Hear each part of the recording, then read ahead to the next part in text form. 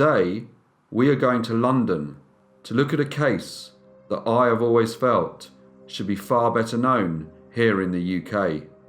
So sit back as we go to the early 19th century. John Bellingham was born in the town of St Neots in Huntingdonshire and was brought up in London. His exact date of birth varies depending on the source, but it's probably around 1770. His early life is largely unknown, as the information from this period of his life is mainly just recollections from his family and friends, which makes his upbringing and background a bit of a mystery. Nevertheless, we can be certain he was from very humble beginnings, coming from a relatively poor family. From the ages of 14 to 16, he briefly worked as an apprentice to a jeweller. On the 25th of April, 1787, John joined the crew of the ship the Hartwell under Captain Edward Flott. The ship sailed from Gravesend in England, bound for China, loaded with goods including many kilos of silver.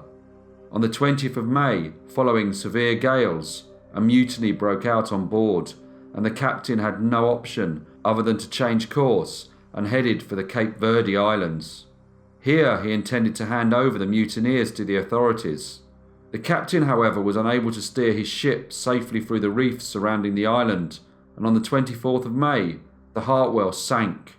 Fortunately, all the crew were saved, including John Bellingham. For the next 10 years of his life, it is uncertain what he was doing. A man named John Bellingham opened a tin factory in Oxford, but it is impossible to know if it is the same John Bellingham. The factory failed, and the owner was declared bankrupt.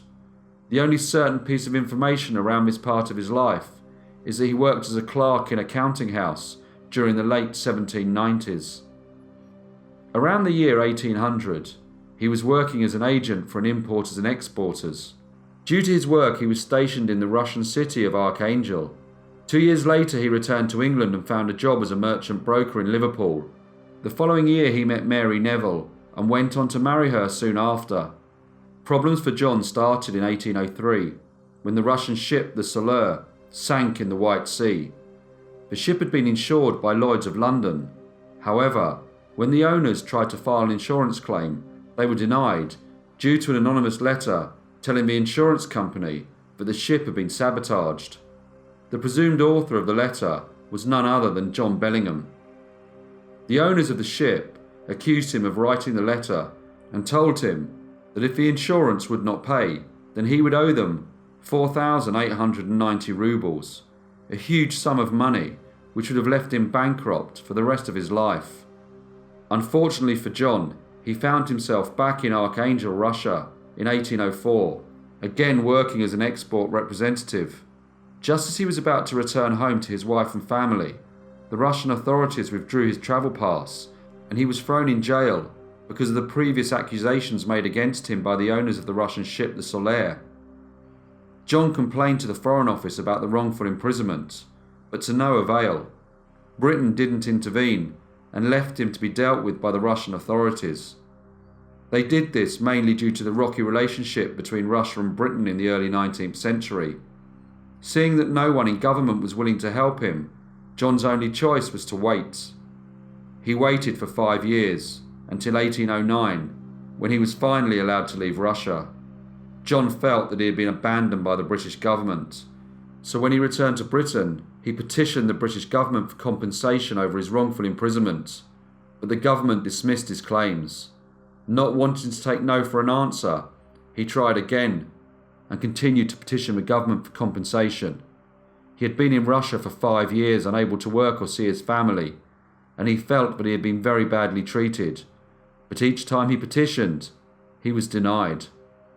After so many failed attempts, and with his wife urging him not to continue with his compensation claim, he finally dropped the matter. Spencer Percival was born in London to an aristocratic family in the year 1762. He was the seventh son of John, Earl of Egmont. He was educated at the best schools in the country, attending Harrow and Cambridge. He was a very studious young man, as well as being modest and timid. He was also very religious.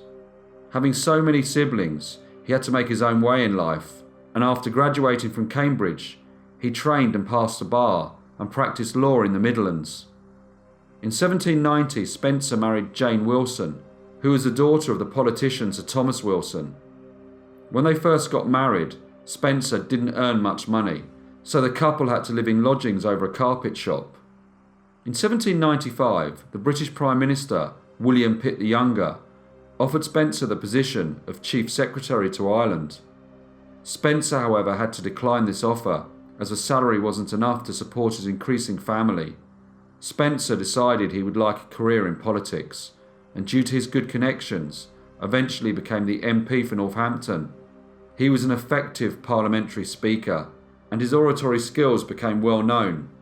In 1801 he became Solicitor General, and 1 year later he became the Attorney General. By this point he had a strong reputation within the Tory party, and was a strong supporter of the Prime Minister, and supported him in his war against Napoleon.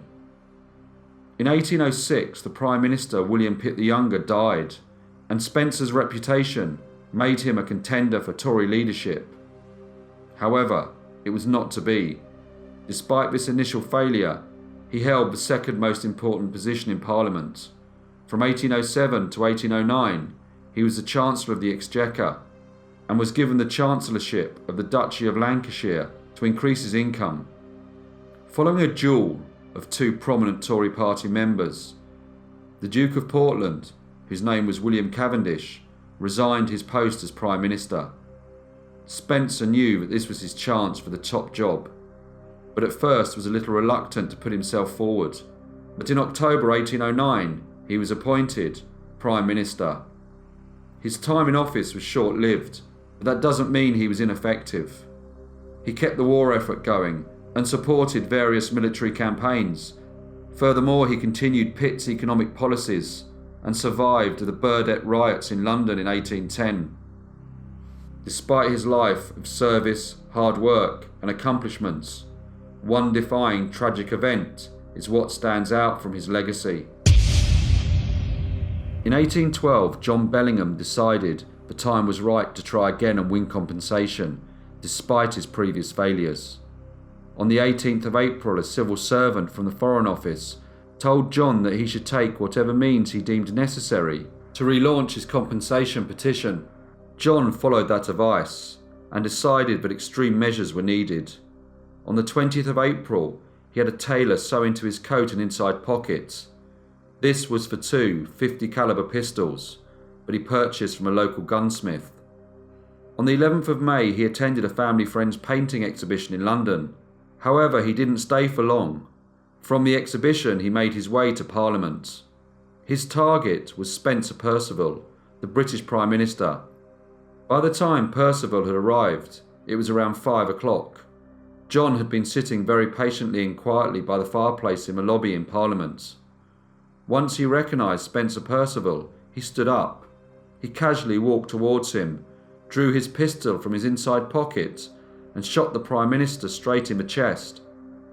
Naturally, the Prime Minister staggered and then fell to the ground. He cried out, "I am murdered." John Bellingham showed no remorse. However, what puzzled everybody was what he did next. Instead of fleeing, he simply sat down at the fireplace as he was before. He was immediately restrained, and he was identified by the MP for Liverpool, Isaac Gascoigne. Other MPs swiftly carried Spencer Perceval to the Speaker's apartment and held him up on a table. His last words were incomprehensible. A Member of Parliament called William Smith described them as convulsive sobs.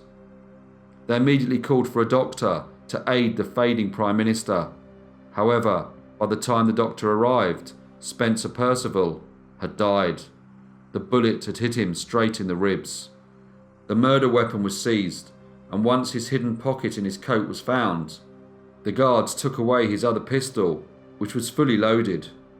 A journalist recalled having seen John many times in the visitors' gallery at the House of Commons.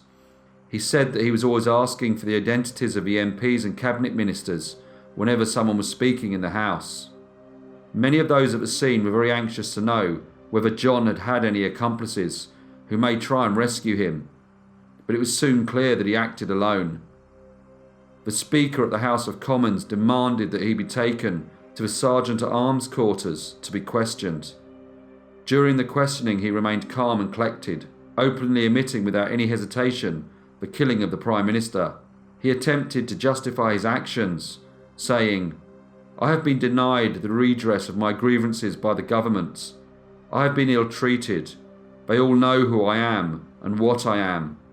I am a most unfortunate man and feel here sufficient justification for what I have done." News of the murder quickly spread around London and the rest of the country. Soon thousands knew of the situation in Westminster. With the poor economic conditions of the country and the war with France, many government ministers were afraid that the murder could lead to violence on the streets. At 8 o'clock in the evening, a coach finally arrived to take John Bellingham to Newgate Prison. A mob had already gathered outside and attempted to break open the coach and rescue him. Guards had to repel the mob. At around midnight, John Bellingham arrived at Newgate. The coach was escorted by troops the whole way. Then he was thrown into a cell with irons. He was guarded throughout the night to ensure that he could not escape. On the 15th of May, 1812, John Bellingham's trial for murder began at the Old Bailey. He justified his actions by saying that he had the right to kill the representative of his oppressors. Furthermore, he stated that he would have preferred to shoot the British ambassador to Russia. To try and save John Bellingham's life, evidence was presented which proved that he was insane. This probably would have resulted in him being sent away to an asylum.